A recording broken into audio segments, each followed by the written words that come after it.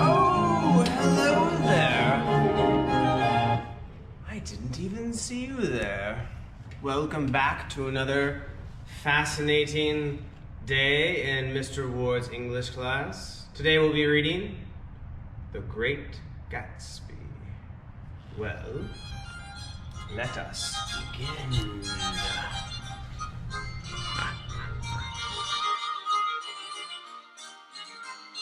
Hello guys, welcome back to, welcome to the first distance learning chapter 1 reading of Great Gatsby. Alright, let's get started. Over here on the right, you'll see I've kind of got like notes over here. This is not necessarily for you to copy word for word. If you want to use it as kind of like a guide to help you take notes, you can do so, but most importantly, this part over here, you need to have your own thinking, otherwise it's going to be useless for you. All right, we're going to get into The Great Gatsby. At this point, you should have watched the crash course on the book, and you should be familiar with a couple of words that we're going to be using as we read through this text. And I was looking at a couple of resources on kind of how we should focus this reading, and we're going to kind of focus on this idea. What is Fitzgerald saying? And remember, when English teachers say saying, what they mean is arguing. What is Fitzgerald arguing about the American dream? I'm going to add a little bit here, and then, so what? Why does it matter? AKA, what does he want you to get out of it? Out of his book.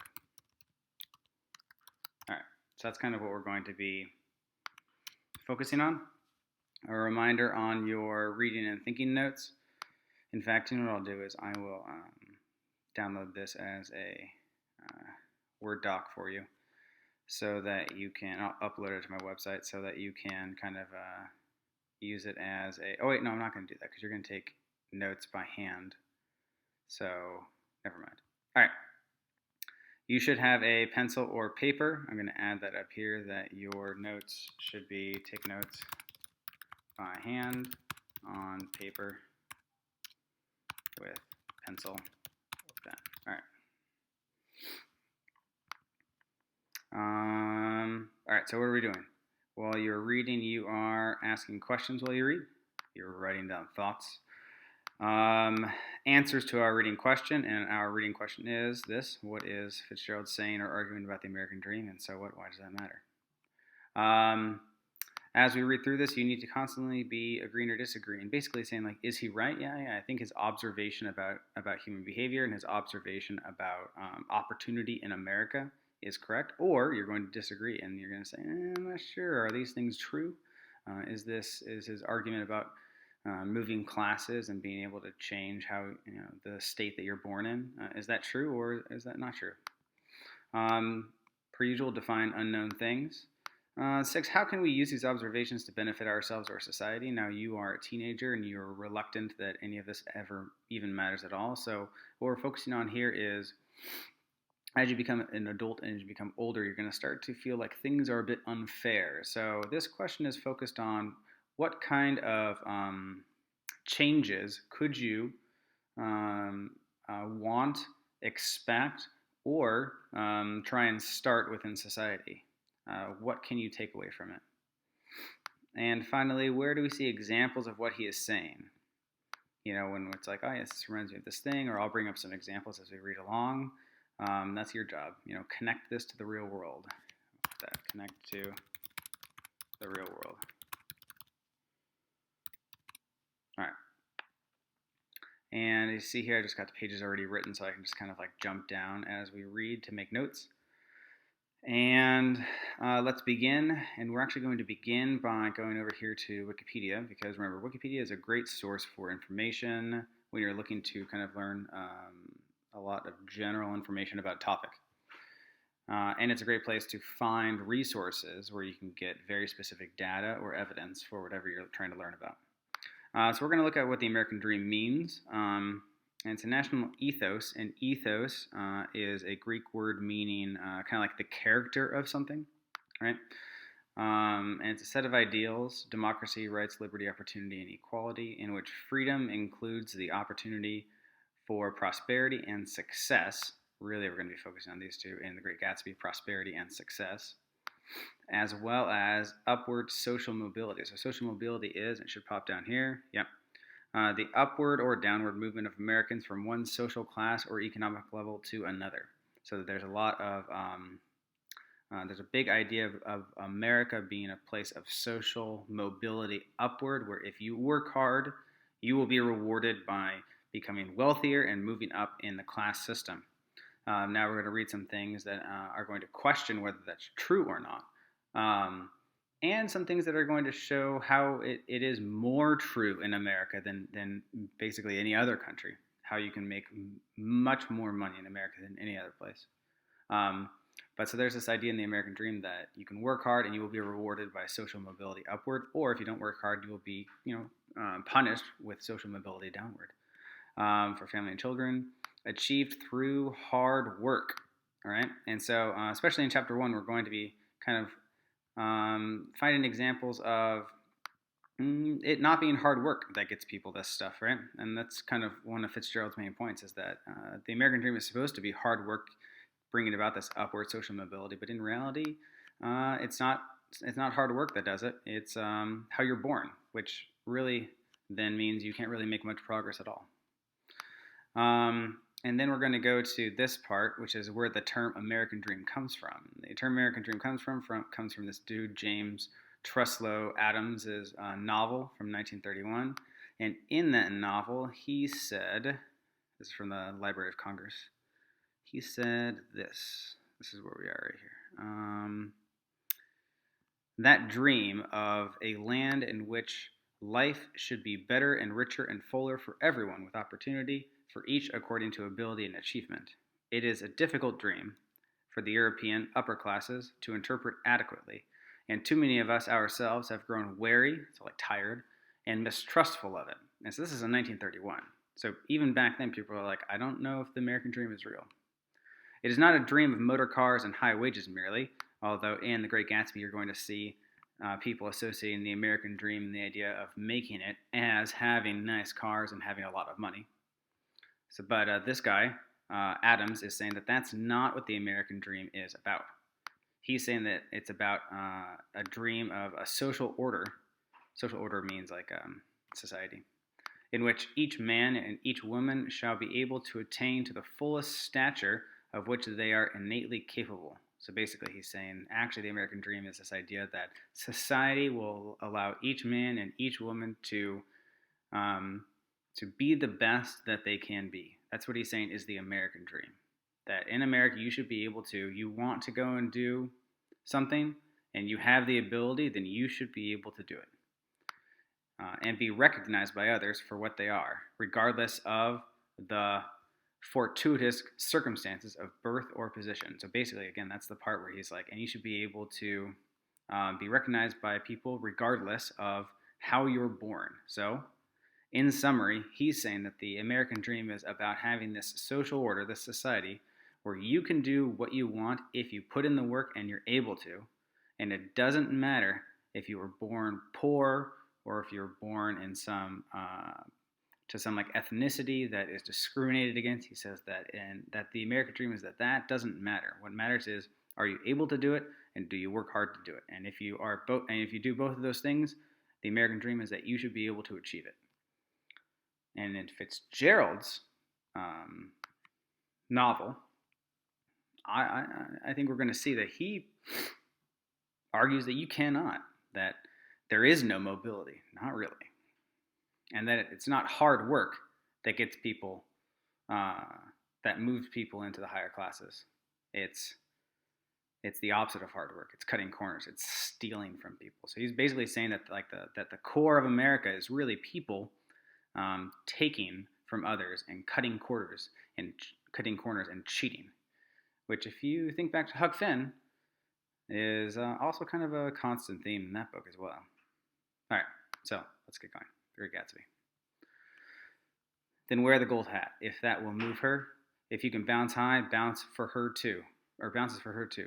Till she cry, lover, gold-headed, high bouncing lover, I must have you. All right, now we've got kind of our first major theme. So I'm going to go over here to page 2. Kind of like a first major theme is this idea that people want like the nice looking things. You'll see Gatsby dressed really well, having a really nice car. You're going to see Daisy and Tom having really nice things. You're going to see Nick wanting kind of these nice things as well, but to a lesser extent. And really, Fitzgerald is also going to be talking about the damage that comes from people simply pursuing this materialistic drive. Talking about the damage created by people in society just wanting nice things, right? Right, and he's saying that probably what happens to people when they just focus on wanting nice things, they become like shallower, right? They stop looking at kind of like the intrinsic value of something, how it makes them, how it like helps them, and how it makes them feel. They start looking at the extrinsic of it, which is like, what are people going to say about this thing that I have? What are people going to think about me if I have this thing, right? So it's like the difference between your friend being friends with you because they enjoy your presence and you kind of help them grow as an individual, versus you're popular and they're friends with you because they also want to become popular. And if you think about the difference between those two relationships that I'm talking about, the one where they're only friends with you because they also want to become popular, there's not going to be a whole lot of trust in that relationship. You're not going to be able to get a whole lot out of that relationship. And that's kind of what Fitzgerald's saying, is that when you focus on just having these things, you don't really get a whole lot out of it. In fact, a lot of bad things can happen. All right, chapter 1. In my younger and more vulnerable years, my father gave me some advice that I've been turning over in my mind ever since. Whenever you feel like criticizing anyone, he told me, just remember that all of the people in this world haven't had the advantages that you've had. Remember, we're gonna pause a lot more at the beginning of this than as we kind of keep going in the reading. But we've got this first part where we've got this great point from Nick's dad, who seems like a nice person, I guess, who says, don't criticize people because you don't know kind of like what they've been through, and they haven't had all the great advantages that you've had. Now, the irony of this is that for the rest of the book, basically, except for 2 characters, but the vast majority of the characters that we're about to see are going to have had many more advantages than Nick. So his dad's like, don't criticize those who have not had the same advantages that you've had. And then we're about to encounter a bunch of terrible people who have had many advantages. So it's almost like Fitzgerald's starting off this book being like, have no sympathy for these people. He didn't say any more, but we've always been unusually communicative in a reserved way, and I understood that he meant a great deal more than that, meaning he meant a great deal more than what he just said. In consequence, I'm inclined to reserve all judgments. So he's inclined to reserve all judgments, meaning like he will wait to kind of like draw a conclusion about somebody, make a judgment about them. He'll wait for a bit. A habit that has opened up many curious natures to me, natures being like people and behaviors, and also made me the victim of not a few veteran bores. So he's also around boring people sometimes. The abnormal mind is quick to detect and attach itself to this quality. So he's saying that these weird people, are very attracted to somebody who does not judge them, which kind of makes sense, right? Because you're going to be attracted to somebody who does not judge you. The abnormal mind is quick to detect and attach itself to this quality when it appears in a normal person. And so it came about that in college I was unjustly accused of being a politician because I was privy to the secret griefs of wild, unknown men. By politician, what they mean is they accused him of basically not taking a side or being kind of easily swayed based on who he's talking to, right? So he's saying like a politician will give promises to everybody, right? And you won't really know what they're thinking or saying. That's Nick Carraway. The world doesn't really know what he's thinking or saying. He just kind of goes around and jumps from person to person, idea to idea, party to party, group to group, and doesn't take a stand about what's who he is really. That's what they're saying. Most of the confidences were unsought. Frequently, I have feigned sleep, preoccupation, or a hostile levity when I realized by some unmistakable sign that an intimate revelation was quivering on the horizon. For the intimate revelations of young men, or at least the terms in which they express them, are usually plagiaristic and marred by obvious suppressions, meaning they kind of like just play by the book when they're like expressing themselves, and that they definitely suppress things, right? And that makes sense because if your friend was recently like dumped by somebody, like their girlfriend, and they say like you're like, oh, how are you? Because you're concerned because they're probably a mess, and they say I'm fine, right? He's saying like that's kind of men. They will suppress their emotions that way. Reserving judgment is a matter of infinite hope. And now we've got kind of like one of our other kind of like major themes here, right? Pages is on 3, perfect. Which is that hope is kind of a major theme, which is like hope and whether it's a good thing or not.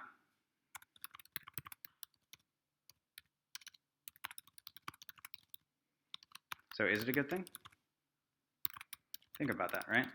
Think about when hope is good and when hope is bad. When hope is good and when hope is bad is even like too kind of like a negative, right? When hope is damaging is kind of the question.